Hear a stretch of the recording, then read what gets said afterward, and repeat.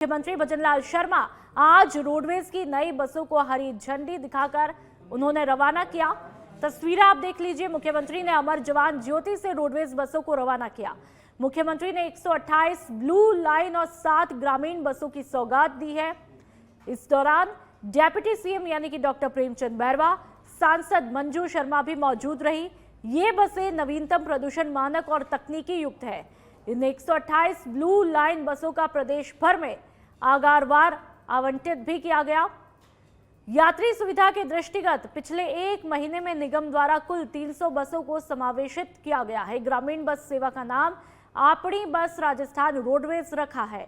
Rajasthan roadways की बसों से दूरस्थ ग्रामीण क्षेत्रों तक परिवहन सुविधा पहुंचेगी। वॉल्वो, स्कैनिया, डीलक्स एसी बसों में कैटरिंग सुविधा की शुरुआत भी की जाएगी। रेलवे और हवाई यात्रा की तर्ज पर राजस्थान रोडवेज में भी कैटरिंग की सुविधा होगी। सुबह, दोपहर, शाम को यात्रियों को सीट पर ही पेय और खाद्य सामग्री दी जाएगी। तो मुख्यमंत्री भजनलाल शर्मा ने इन तस्वीरों में आप देख सकते हैं कि हरी झंडी दिखा करके बसों को रवाना किया है और बस को पूरी तरह से सजाया गया है। वो राजस्थान रोडवेज की बसें हैं और ऐसे में कहा जा रहा है इन बसों में यात्रियों के लिए काफी सुविधाएं होंगी। जयपुर में सांगानेरी गेट स्थित अग्रवाल कॉलेज में महाराजा अजमेर जयंती महोत्सव समारोह आयोजित हुआ। श्री मेढ़ क्षत्रिय स्वर्णकार सभा की तरफ से कार्यक्रम आयोजित किया गया। इस दौरान मुख्यमंत्री भजनलाल शर्मा ने कहा, महाराजा अजमेर अद्भुत कला में निपुण थे। उन्हें आभूषण सहित अन्य कार्यों में बेहद लगाव था।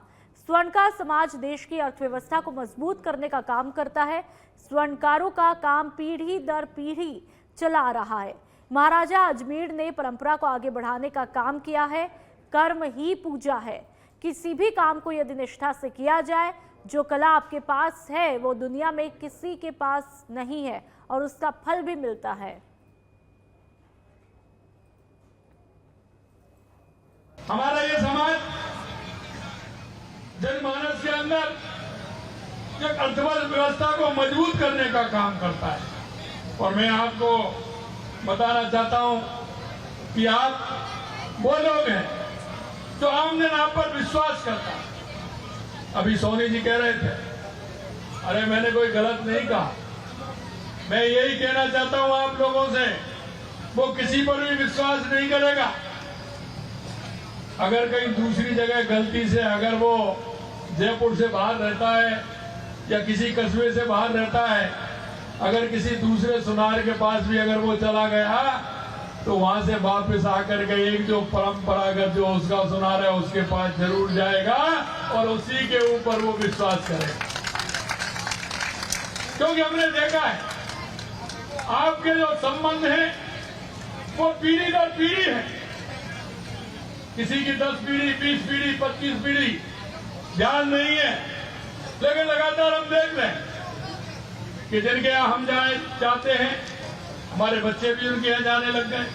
हमारे पिताजी को भी देखा है, दादाजी को भी देखा है और उन्होंने कहा कि ये तो हमारे पुश्तैनी है। लगातार हम यहीं आते हैं, यहीं से सामान खरीदते हैं। और उसमें ये और कहना चाहता हूँ, आप कैसा भी दे देना, लेकिन विश्वास कायम उसी में रहता है और विश्वास के साथ वो भरोसा करता है।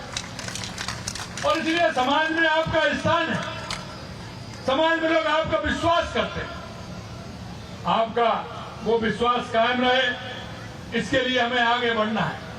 मैं धन्यवाद देना चाहता हूं अजमेर जी महाराज को कि उन्होंने उस परंपरा को आगे बढ़ाते हुए समाज के अंदर जो काम किया और उन्होंने इस परंपरा को आगे बढ़ाया। ये परंपरा वो है, ये कम नहीं होगी, दिन रात। और अगली खबर की बात करेंगे। जयपुर के जामटोली में अखिल भारतीय राष्ट्रीय शैक्षिक महासंघ का 9वां राष्ट्रीय अधिवेशन का शुभारंभ किया गया। कार्यक्रम में मुख्यमंत्री भजनलाल शर्मा ने 9वें त्रिवार्षिक राष्ट्रीय अधिवेशन का दीप प्रज्वलित करके शुभारंभ किया। कार्यक्रम की शुरुआत सरस्वती वंदना के साथ में की गई। मुख्यमंत्री के साथ में डेप्यूटी सीएम प्रेमचंद बैरवा, शिक्षा मंत्री मदन दिलावर और संघ के वरिष्ठ प्रोफेसर और अधिकारी भी मौजूद रहे। 3 दिवसीय अधिवेशन में देश भर के 29 राज्यों से लगभग 3200 शिक्षक प्रतिनिधि भाग ले रहे हैं और इस साल अधिवेशन का मुख्य विषय शिक्षक राष्ट्र के लिए रखा गया है।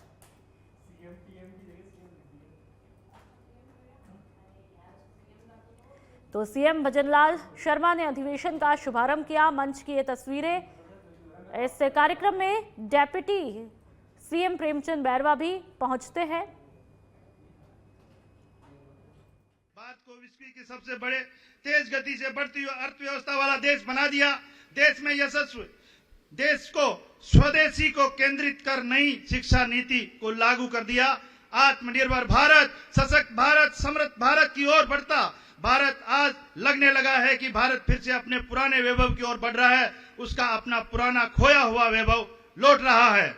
भारत की महान गुरु शिष्य परंपरा के इस शाश्वत आयोजन में देश भर से LKG से PG तक पढ़ाने वाले शिक्षकगण भाग लेने के लिए पधारे हैं। अखिल भारतीय राष्ट्रीय शैक्षिक महासंघ राष्ट्र के हित में शिक्षा और शिक्षा के हित में शिक्षक और शिक्षक के हित में समाज का सिद्धांत लेकर देश भर से काम करने वाले राष्ट्रभक्त शिक्षकों का संगठन है।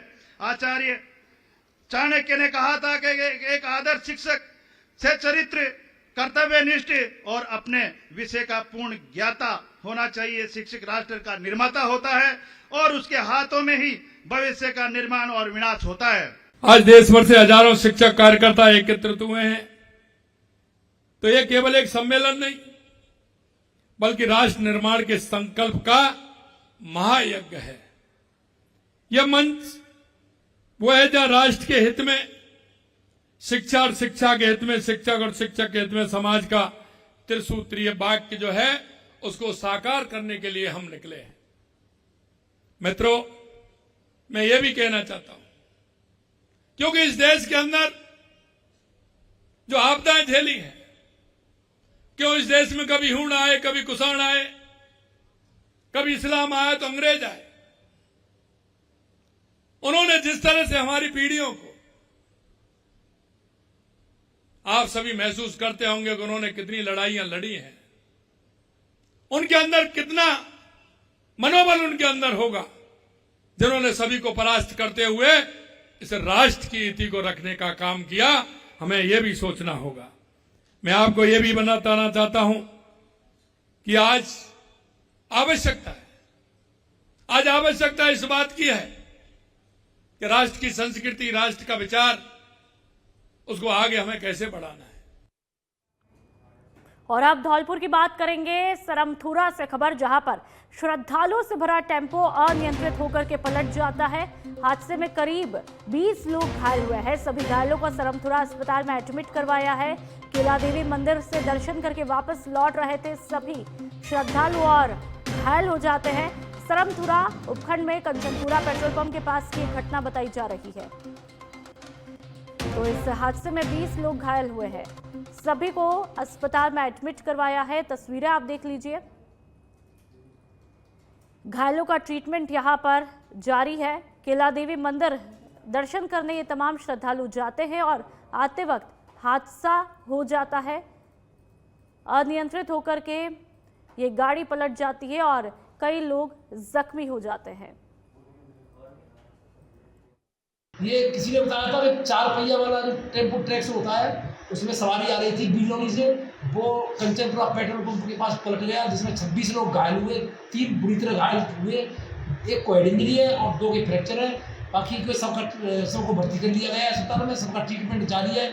माननीय SDM साहब भी मौके को देते हैं और धामदार जी मौके पर पहुँच गए थे और इन्होंने भी काफ़ी हेल्प की है और सभी की स्थिति अब कंट्रोल में है, कोई खतरे में नहीं है। बाकी में झुपेल केनाल पुलिया के पास में गिट्टी से भरा डंपर पलट गया। हादसे में डंपर में भरी गिट्टी सड़क पर ही फैल गई। गनीमत ये रही कि कोई भी जनहानि यहां पर नहीं हुई। राजेंद्र चरपोटा ने बताया कि झुपेल के जाम्बूटी पाड़ा से लिमथान तक सड़क पूरी तरह से क्षतिग्रस्त हो चुकी है। ओवरलोड वाहनों की आवाजाही और बारिश के कारण सड़क पर 3 से 4 फीट गहरे गड्ढे भी बने हुए हैं।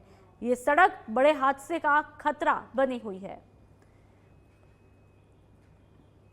तो तस्वीरें आप देख लीजिए, बांसवाड़ा की है।